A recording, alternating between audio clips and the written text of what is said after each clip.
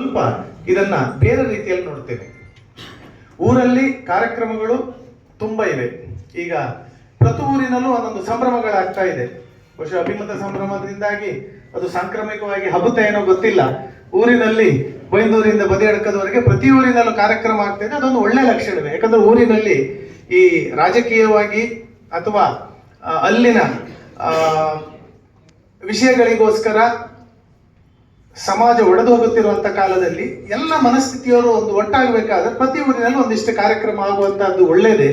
ಆದರೆ ಈ ಎಲ್ಲ ಕಾರ್ಯಕ್ರಮಗಳಿಗೆ ಭಿನ್ನವಾಗಿ ಅಭಿಮತ ಸಂಭ್ರಮ ಎನ್ನುವಂತಹದ್ದು ಇವತ್ತು ಪ್ರೆಸೆಂಟ್ ಆಗ್ತಾ ಇದೆ. ಹಾಗಾದ್ರೆ ಅಭಿಮತ ಸಂಭ್ರಮದ ವಿಶೇಷತೆಗಳೇನು ಅಂತ, ಮೊದಲ ವಿಶೇಷತೆ ಏನು ಅಂತ ಹೇಳಿದ್ರೆ, ಬಹುಶಃ ಕರಾವಳಿ ಕರ್ನಾಟಕದ ಸಾಂಸ್ಕೃತಿಕ ಲೋಕದ ಸಾಕ್ಷಿ ಪ್ರಜ್ಞೆ ಅಂತಿರುವಂತಹ ಅಷ್ಟು ಮನಸ್ಸುಗಳು, ಅಷ್ಟು ಕ್ರಿಯಾತ್ಮಕವಾದಂತಹ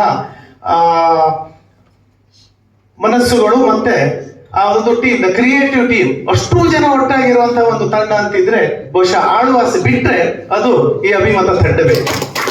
ನಾನು ದಕ್ಷಿಣ ಕನ್ನಡದ ಬಹುತೇಕ ಎಲ್ಲ ಸಾಂಸ್ಕೃತಿಕ ಕಾರ್ಯಕ್ರಮಗಳನ್ನ ಒಂದಲ್ಲ ಒಂದು ಕಾಲದಲ್ಲಿ ನೋಡಿದ್ದೆ. ಆಳ್ವಾಸ್ ನುಡಿಸಿರಿಯನ್ನು ಸೇರಿದಂತೆ ಸುಮಾರು ಕಾರ್ಯಕ್ರಮಗಳನ್ನು ನೋಡಿದ್ದೆ. ವಿಶೇಷತೆ ಅಭಿಮತದಲ್ಲಿ ಏನು ಅಂತ ಹೇಳಿದ್ರೆ, ಆಳ್ವಾಸ್ ಅನ್ನ ಬದಿಗಿಟ್ಟು ನೋಡಿದ್ರೆ, ಯಾಕಂದ್ರೆ ಅದೊಂದು ರಾಷ್ಟ್ರ ಮಟ್ಟದ ಕಾರ್ಯಕ್ರಮ. ಆದ್ರೆ ಈ ಕಾರ್ಯಕ್ರಮವು ಮೋಹನ್ ಅಧ್ಯಕ್ಷತೆಯಲ್ಲಿ ಯಾವಾಗಲೂ ಆಗುವಂತಹದ್ದೊಂದು ವಾಡಿಕೆ. ಬಹುಶಃ ಅವರ ಒಂದು ಗುಣಗಳಲ್ಲಿ ಹರಿದು ಬಂದಿದೆಯೇನೋ. ಶಿಸ್ತು ಮತ್ತು ಕ್ರಿಯಾತ್ಮಕ, ಕ್ರಿಯೇಟಿವಿಟಿ ಅಂಡ್ ಡಿಸಿಪ್ಲಿನ್, ಇದು ಎರಡನ್ನ ನೋಡ್ಬೇಕಾದ್ರೆ ಅದು ಅಭಿಮತ ಸಂಭ್ರಮದಲ್ಲಿ ಮಾತ್ರ ಸಾಧ್ಯ. ಸಮಯ ಅಂತ ಇರಬಹುದು. ನೀವು ಭಾಷಣಕ್ಕೆ ಹೋಗಿ ನಿಲ್ತೀರಿ, ಮುಂದೆ ಒಬ್ಬ ಯಾರೇ ಎಷ್ಟು ದೊಡ್ಡ ಅತಿಥಿಯೇ ಆಗ್ಲಿ ಭಾಷಣಕ್ಕೆ ಹೋಗಿ ನಿಲ್ತೀರಿ, ಭಾಷಣದ ಮುಂದಿನವರೇ ತೋರುವುದಿಲ್ಲ. ಇಲ್ಲೊಂದು ಕ್ಲಾಕ್ ಇರ್ತದೆ, ನಿಮ್ಗೆ 3 ನಿಮಿಷ ಅಂತ ಬರ್ದಿರ್ತಾರೆ, ಹೋಗಿ ಹೋಗ್ತಾ ಇರ್ತದೆ. ನಿಮ್ಗೆ ಇನ್ನ 50 ಸೆಕೆಂಡ್ ಇದೆ, 30 ಸೆಕೆಂಡ್ ಇದೆ, 10 ಸೆಕೆಂಡ್ ಇದೆ ಅಂತ.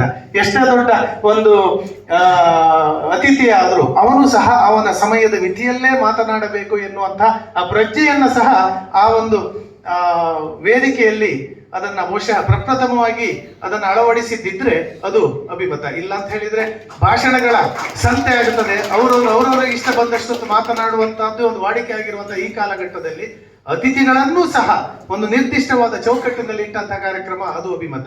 ಅದಕ್ಕಿಂತ ಹೆಚ್ಚಾಗಿ ಈ ಸಾಂಸ್ಕೃತಿಕವಾಗಿ ಅಭಿಮತ ನಡೆದು ಬಂದಂತಹ